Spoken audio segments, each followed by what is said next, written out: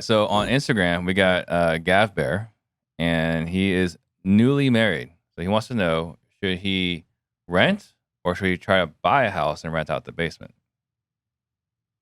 Well, I'm a huge fan of the house hacking strategy, which is, if you don't know what it is simply put, you buy a duplex, you live in one, you rent out the other, and there's a whole bunch of versions of that. So I'm more of a fan of that. If you can qualify for a low down payment loan, if I were to go back, I say this very much often, I would buy the biggest, most beautiful fourplex that I could afford on a low money down loan. FHA financing in a prime area of Southern California. That's what I would do first.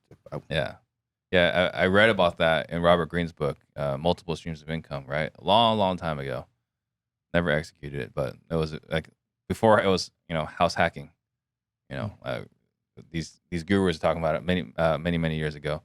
You have the same opinion? Yeah, I would agree. I mean, I'm personally buying a house hack. I'm not, recently married, but I've been dating for, 8 or 9 years now. And so I could see myself being in that shoes, in a couple of years down the line. And the main thing for me was before I got married, I wanted to make sure that I had a house. I had that stability. And so, I would agree that if you get a house hack, then you can have somebody else helping you pay down that mortgage.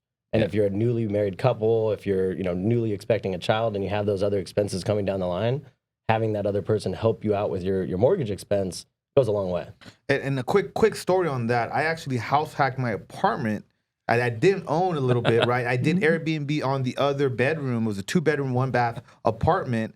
And it helped me become an investor because I was not paying that additional $1,200 rent. It was being paid by the Airbnb. And so I would be able to save more money and all that. So there's so many ways you can do that. And it sounds more complicated than it really is, right? Because like when I was living in La Jolla, I was renting a 3-bedroom apartment and I got the master and my 2 buddies rented the other 2 rooms, right? That's for all intents and purposes, what house hacking is, just you're getting a mortgage versus you're splitting the lease a few different ways. Yeah.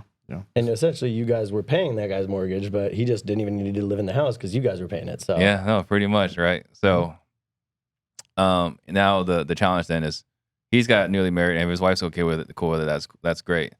Challenge is if, we try to buy it today, a fourplex, and getting the wife to agree to living in a fourplex might be a challenge.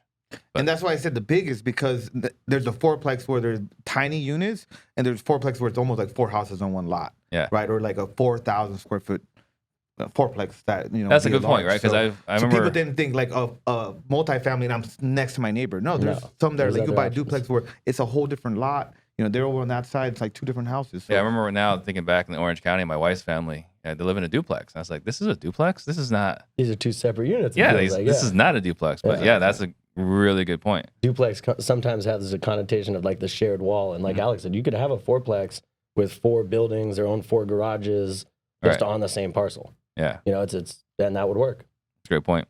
Mubarak